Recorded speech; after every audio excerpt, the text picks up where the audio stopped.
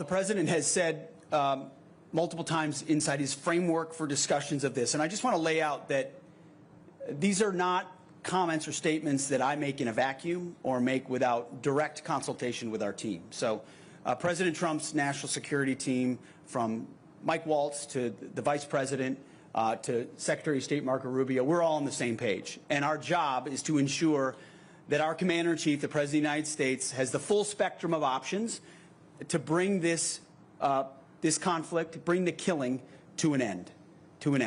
And my message to the Ukraine Contact Group was, I do not believe, as a part of those negotiations, that U.S. troops will be on the ground. You can say that, and I believe that to be true. I don't believe that's what President Trump has said. That is what he has emphasized, that this is for Europeans to resolve alongside Ukraine and Russia, and that U.S. boots will not be on the ground. Again, negotiations happen. The President has latitude, and what happens in those negotiations is his prerogative, because he is the American people's representative on the world stage. There's no daylight in those conversations. There's no daylight between myself and the Vice President. We are collective advocates on behalf of the President. He reserves the right to have any option as he discusses troops and partnerships and investment opportunities and frontline limits. Those are all what President Trump will negotiate with his counterparts.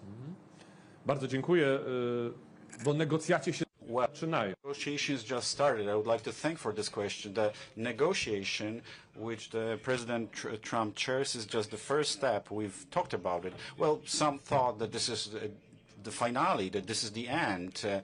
Well, it was just launched, and it is worthwhile, not only in Poland but also in Ukraine, across the world, to realize. And what just was said by Pete Hegseth, what will be the finale? It is to be seen. It is in front of us. What is for sure, we need to be strong and united as allies, and this is what we have between Poland and the United States. Poland has been doing a lot to support Ukraine. We've been doing that from the first day. Without the Polish participation, we could not be able to send assistance to Ukraine. 95% of hardware, humanitarian assistance goes through logistical hub in Poland, and this has been happening for 3 years. We've been securing this. We've involved our forces, which are protecting this process. We would like to thank our allies from the US, other countries, that they are supporting this transfer process and protection process of the donations which have been transferred to Ukraine. And this is the role for Poland of the logistical support in many issues. Rather than sending our troops to Ukraine, what we can do for sure, and I think we're going to do it together soon, to send our companies, joint venture companies, or joint venture partnerships to Ukraine. The companies investing in the defense industry, also using various capabilities to elevate the level of security of Ukraine and the eastern flank of NATO, developing these possibilities. If we invest in Ukraine, the United States, Europe and Poland, this is a great guarantee of security. I think it is also in the strategy that the United States is presenting broadly, and this is also going to be a subject of the discussion. So our role as a logistical support that we've been doing, it is very important. Without that, we could not support fighting Ukraine and the peace in Ukraine. Thank you very much. Next question. There will be 2 more questions. Mr. Secretary, would the U.S. consider lowering troops number in Eastern Europe as a part of deal with Russia, or would it consider giving up its permanent military presence in Poland? Well, I will state definitively, as I did in Brussels, that America is committed to the NATO alliance. Our message has been, and as we discussed, we believe heard loud and clear, that member countries in NATO need to spend more, need to invest more, need to have more skin in the game for their collective defense. That is not just a suggestion from the United States of America. That is a direct request, which we will follow up on as a reflection of their desire and commitment to actually defend their own backyard.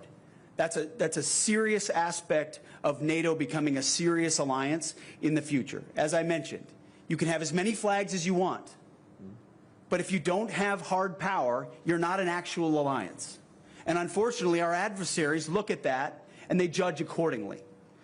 Right now, on the continent, the American presence is robust, and it has been, and that partnership is real and important. And the troops that we have here in Poland is an investment in that, is a recognition of that. And frankly, the invitation we receive here, if anything, would make me want to welcome more troops to Poland as the Secretary of Defense. That's not a policy statement, that's just how I feel. The welcome is warm. At the same time, our president is in the middle of negotiations, but he has recognized, as have I, that American presence on the continent is important to deter Vladimir Putin and send that signal of solidarity. But I think it's really important what the Deputy Prime Minister said. This is the beginning of negotiations. Nothing should be, I'm not here to set the terms of how my President of the United States will debate this. I'm here to give him my best military advice alongside him of what may or may not be most useful to reach the peaceful end state that we want. From my perspective, the American troop levels on the continent are important.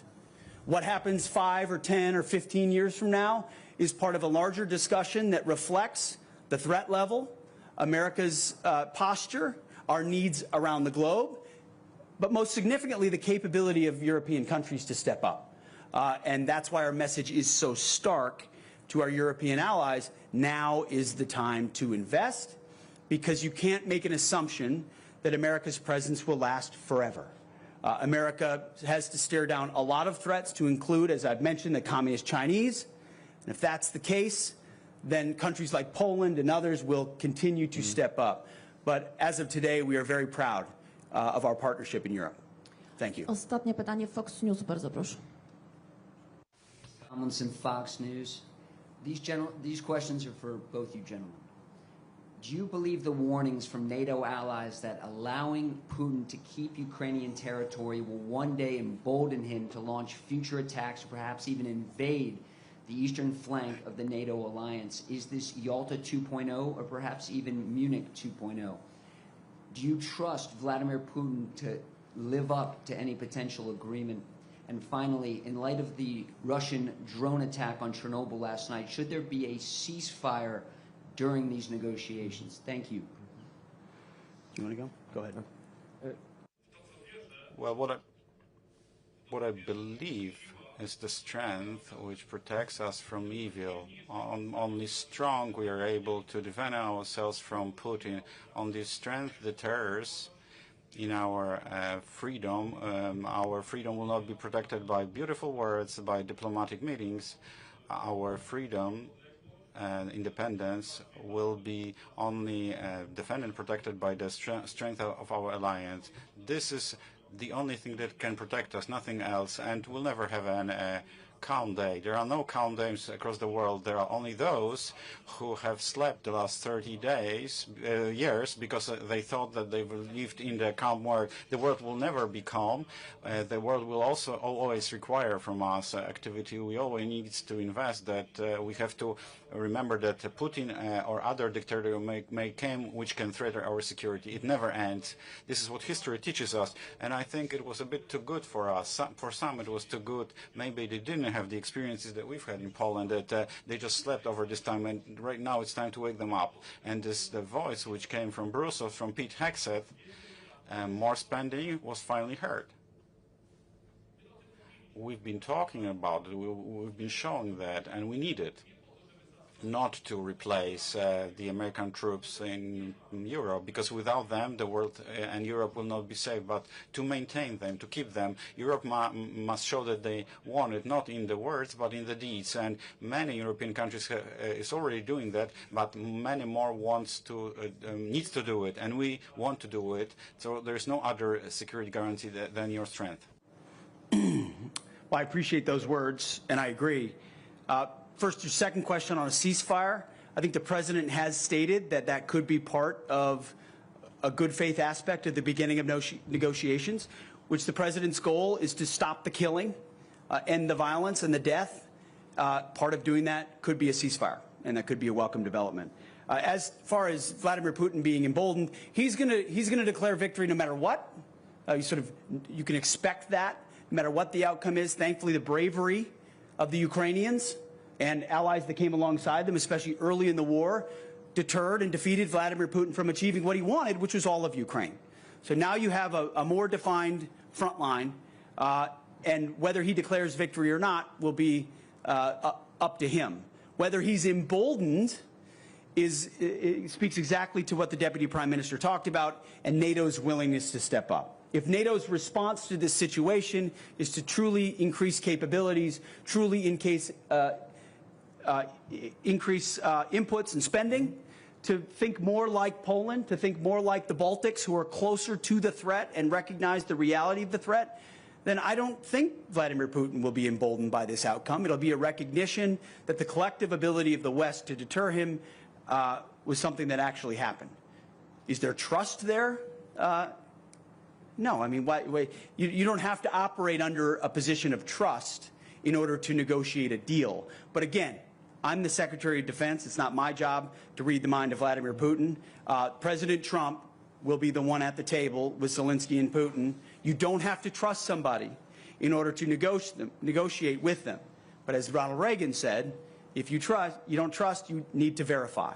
And so there will be a follow-up in ensuring that whatever peace is negotiated is a lasting and enduring peace. Thank you, gentlemen. Dziękujemy, panie premierze. Thank you very Bardzo dziękuję. much, Prime Minister and Secretary. We good? Oh, my goodness.